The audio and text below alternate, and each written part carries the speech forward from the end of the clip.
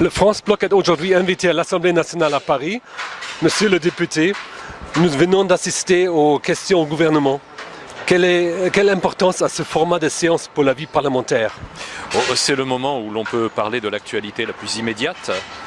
Malheureusement une actualité un peu rude comme les fermetures d'usines ou des conflits internationaux qui permettent aux parlementaires de l'opposition, de la majorité d'interroger sur un format nerveux le gouvernement, puisque nous avons 2 minutes pour poser une question et le gouvernement a 2 minutes pour y répondre. Ils sont chronométrés. C'est chronométré. Je me suis livré à l'exercice hier, ma question était je crois à 1 minute 56. Oui. Et vous avez posé une question sur quoi?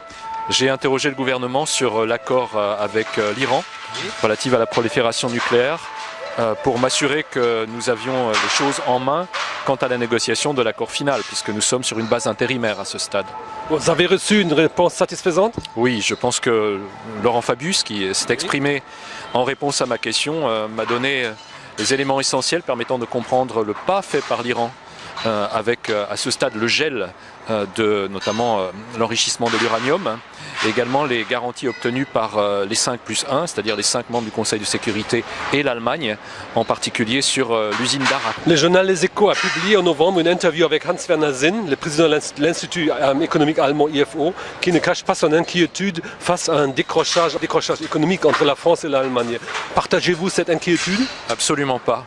Je suis parlementaire de la majorité. Depuis 18 mois, ce gouvernement mène une politique courageuse, une politique de l'offre, permettant de revenir sur tous les déficits, sur l'endettement qui a été créé par 10 années de partis conservateurs au pouvoir. Ce gouvernement se bat pour la compétitivité de la France. Malheureusement, les médias de deux côtés du Rhin ont pris l'habitude de juger mal les bilans du président de la République. Que répondez-vous aux critiques du président de la République? Moi, je pense que tous les papiers que l'on lit en ce moment sont des papiers à charge, malheureusement.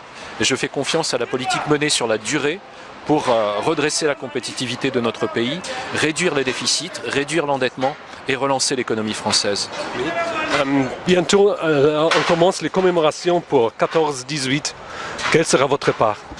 Je suis un élu d'une grande circonscription en Europe centrale, où beaucoup de pays ont joué un rôle, quel qu'il ait été d'ailleurs, au moment de la Première Guerre mondiale.